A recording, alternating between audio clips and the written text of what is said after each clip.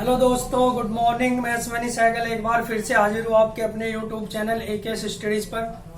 Dear student, आप सबको पता है कि इस समय हम कैलकुलेशन की बात कर रहे हैं और इससे पहले आज हम बात करेंगे जो वो क्यूब रूट की करेंगे, यानी कि घनमूल की। इससे पहले हम वर्गमूल और वर्ग की बात कर चुके हैं, ठीक है ना, कि किस तरह से हम वर्ग निकालते हैं और फिर किस तरह से वर्गमूल निकालते हैं।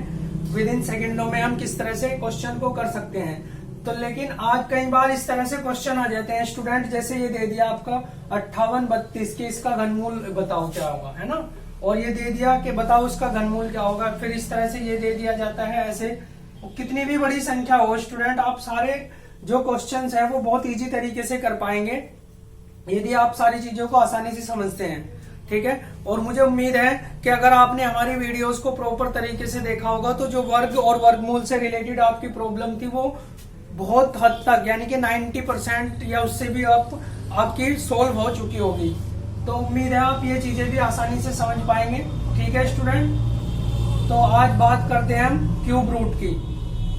क्यूब रूट में आपको एक चीज याद रखनी है कि आपको घन याद रखने हैं, किसके, कम से कम 10 तक के तो याद रखने हैं स्टूडेंट। देखो टाइम बच जाए इसलिए मैंने पहले ही ऑलरेडी यहाँ लिखे हुए हैं आपके लिए। तो अगर मैं बात करूं कि एक का जो घन होता है, एक का जो क्यूब होता है वो क्या होता है, एक ही होता है, क्योंकि एक की आप कितनी भी पावर करते चले जाए वो एक ही रहेगा, है ना।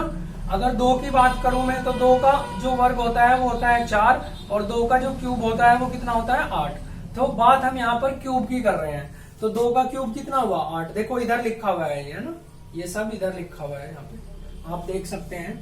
तो एक का एक ही होगा, दो का 8 होगा, तीन का कितना होगा 27 होगा, चार का 64 होगा, पांच का 125, ऐसे ही आगे चले हुए हैं, ठीक। लेकिन हमें क्या करना है, हमें सिर्फ इनकी लास्ट वाली डिजिट जो इकाई है ये वाली, ये लास्ट वाली यहाँ पर रखनी है, ताकि हम क्वेश्चंस को बहुत इजी तरीके से, जिस तरह से हमने वर्ग में किया था, वर्गमूल में जैसे हमने किया था वही सेम चीज यहाँ पर देखते हैं। तो हमने लास्ट वाली रख ली, एक का एक ही है, दो का 8 है, तीन का 27 था तो हमने 7 ले लिया, है ना, ये 4 ले लिया, यहाँ पे 5 6 3 2 9 और 0।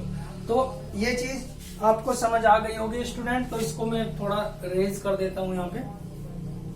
तो आप देखिए यहाँ पे क्या हुआ, 3 का जो क्यूब हम करेंगे तो उसका इकाई अंक हमेशा 7 आएगा, वो आप देख भी सकते हैं कैसे।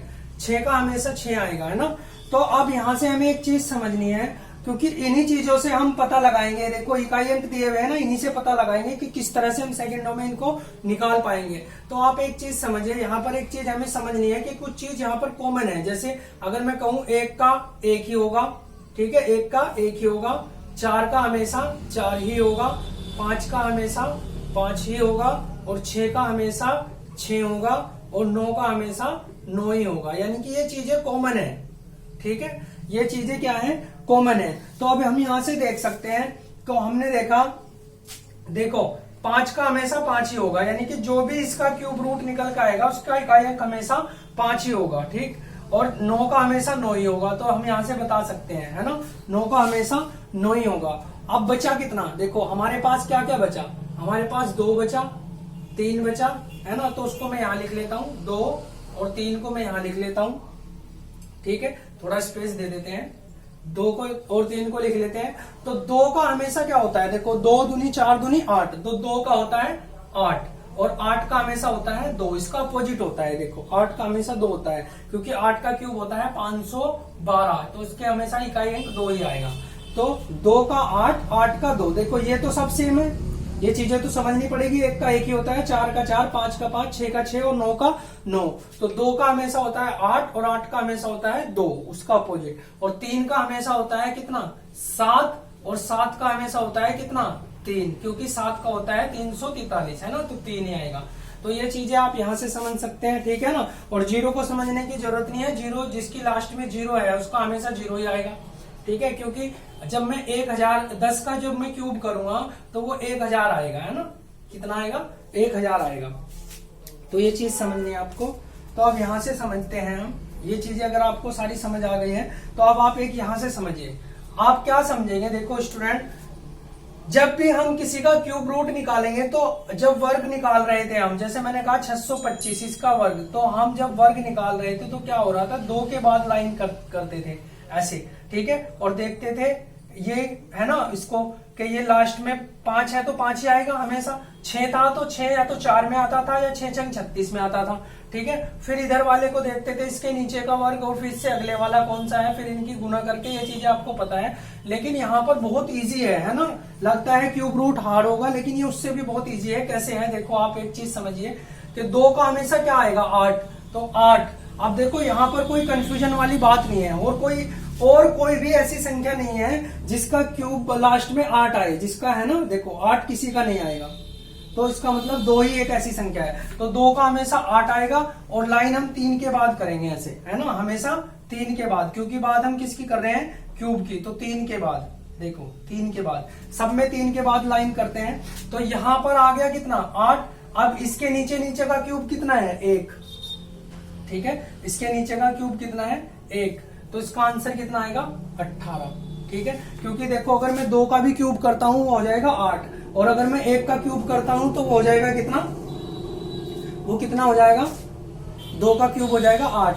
तो लेकिन यहाँ तो 5 है, तो ये चीज आपको समझ आ गई होगी। नहीं आई तो दूसरा क्वेश्चन देखते हैं। देखो स्टूडेंट, ये 9 है, तो 9 हमेशा 9 में ही आता है। देखो 9 हमेशा 9 में ही, तो यहाँ पर तो आ गया 9।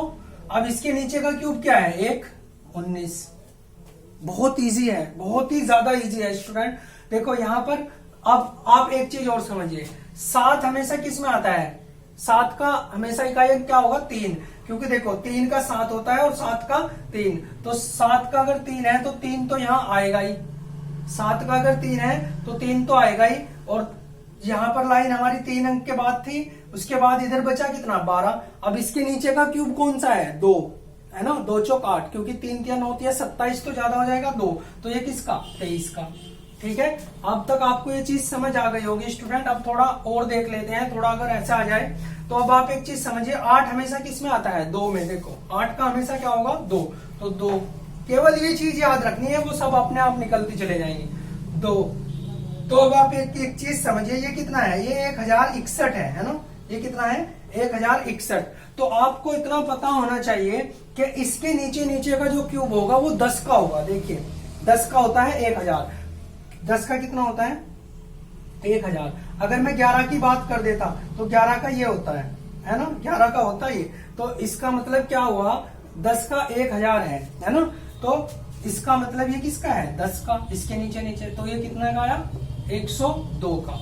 ठीक, अब इसकी बात कर लेते हैं। 5 हमेशा 5 में ही आता है, 5 हमेशा 5 में ही आता है। अब इसके नीचे फिर देखिए, अगर देखो मैं बात 11 की करता तो वो हो जाता कितना, इतना 11 इतना हो जाता, जबकि वो 1300 तो है ही नहीं, वो तो 1100 है। यानी कि उसके नीचे किसका है 100 का ही, तो ये 105। ठीक है स्टूडेंट, यहां से आप इतने इजी तरीके से ये सारी चीजें समझ सकते हैं। एक दो क्वेश्चन और देखते हैं स्टूडेंट। देखो हमने ये दिया है, ठीक है, तो आपको क्या करना है, 3 के बाद ऐसे लाइन करके हम देखते हैं। 5 हमेशा किस में आता है 5 में। ठीक है, अब आपको थोड़ा पता होना चाहिए। अब हमें देखना है कि ये किसका क्यूब हो सकता है। तो आपको पता है 1000 से तो काफी ज्यादा है ना 11, अगर 10 की बात करता तो। लेकिन 11 की बात करूं तो 11 का होता है ये 1331, है ना। और अगर मैं, अब आप एक चीज समझिए, ये 1520 है। अगर 12 होता, देखो थोड़ा सा 15 तक तो 15-20 तक तो आपको क्यूब याद भी रखने चाहिए स्टूडेंट। तो अगर मैं 12 की बात करूं तो 12 का होता है 1728, है ना। 12 का कितना होता है, 12 का क्यूब होता है 1728। तो अब आप एक चीज समझिए, ये 12 से तो कम है ना, और 11 से ज्यादा है, यानी कि हमें इससे नीचे का देखना है। तो ये किसका होना चाहिए 11 का, यानी कि 115। इस तरह से आप बहुत आसान तरीके से ये कर सकते हैं क्वेश्चन। ठीक है स्टूडेंट, तो आपको ये वाला क्वेश्चन करना है, ये आपका होमवर्क है कि इसका आंसर क्या होगा। ठीक है, आज हम अपनी वीडियो को यहीं पे विराम देते हैं। और स्टूडेंट आप सारी वीडियोस को देखते रहिए ताकि आपकी जो मैथ की प्रॉब्लम्स है वो दूर हो जाए। ठीक है, और आप इन वीडियो को लाइक भी करते रहें ताकि हम लंबे समय तक आपको अपनी सेवाओं से लाभान्वित करते रहें। ठीक है स्टूडेंट, तो मिलते हैं नेक्स्ट वीडियो में। Good bye.